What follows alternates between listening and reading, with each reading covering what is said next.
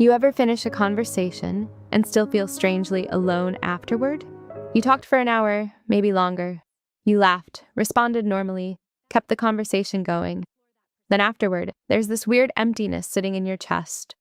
A lot of people experience this now, and most assume something's wrong with them. They think, maybe I'm becoming distant. Maybe I'm bad at connecting. Maybe I just don't enjoy people anymore. That's usually not the real issue.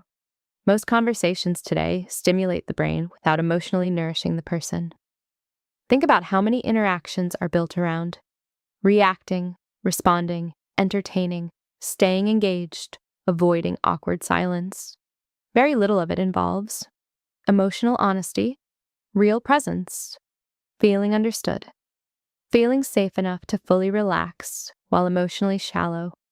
You can talk constantly and still feel emotionally disconnected.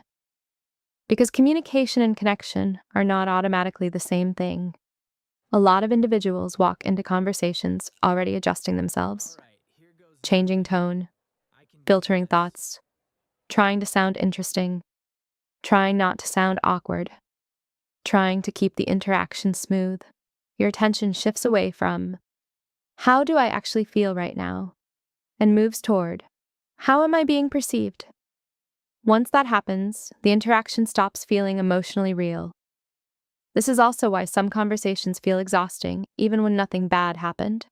Your brain spent the entire time monitoring reactions, timing, energy, social expectations, how much of yourself to reveal.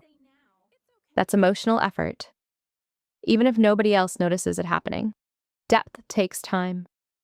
Most interactions today move fast.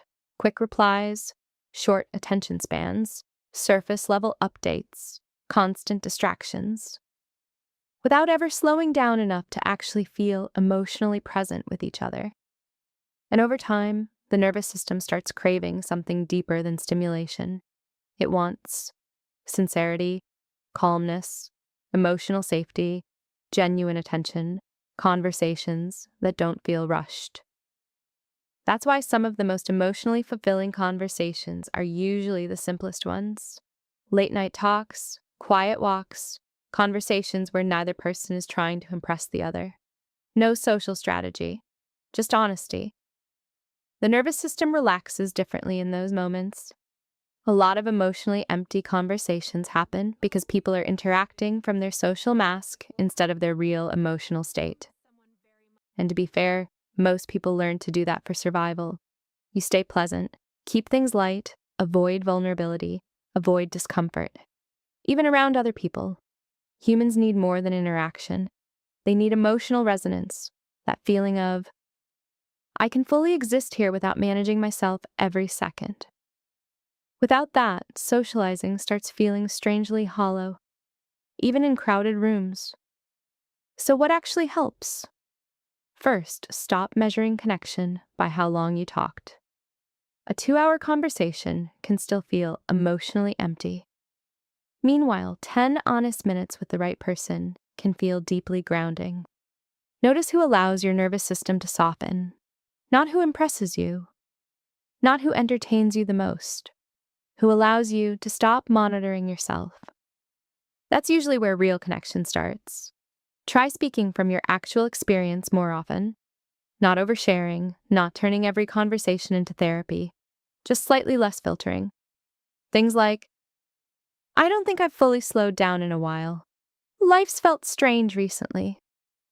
Because emotionally safe conversations usually begin when somebody stops performing first.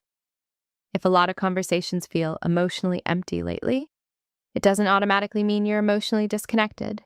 Sometimes it means your brain is craving depth, slowness, presence, sincerity, things modern social life often struggles to provide consistently. Humans were never designed to survive entirely on stimulation. The mind can only live on surface-level interaction for so long before it starts feeling emotionally hungry. Sometimes it's your nervous system quietly saying, I want connection, not just interaction.